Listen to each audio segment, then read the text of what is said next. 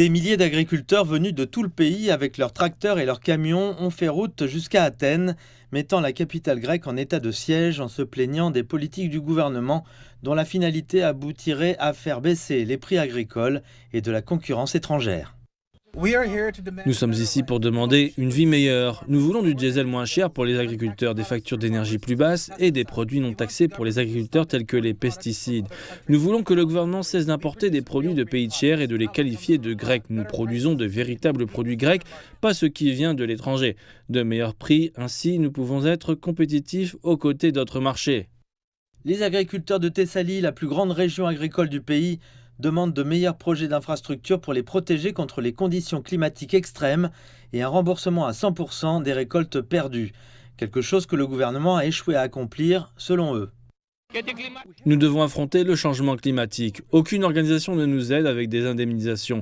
En Thessalie, tout a été détruit, les fermes et les récoltes ont disparu et le gouvernement a dit qu'il recevrait l'argent en juin. Pourquoi juin? C'est maintenant que nous avons besoin de l'argent.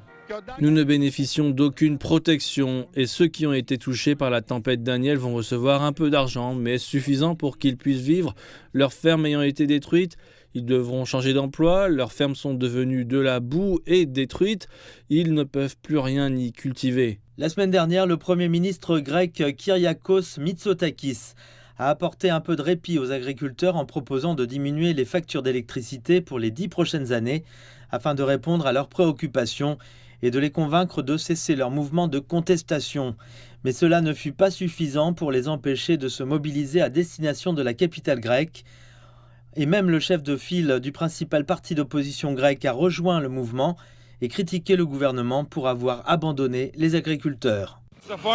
Les agriculteurs de ce pays ont été minablement laissés de côté et ils ont tous les droits de tenter de survivre et de soutenir le premier secteur de l'économie. Et nous sommes là pour eux et nous ne nous excuserons pas pour eux. Les agriculteurs ici déclarent se sentir abandonnés. Une inflation élevée et des importations bon marché venant de l'extérieur de l'Union européenne les ont oppressés, ajoutant à cela aucune indemnisation à la suite des inondations de septembre dernier et la rancœur est croissante à l'encontre du gouvernement.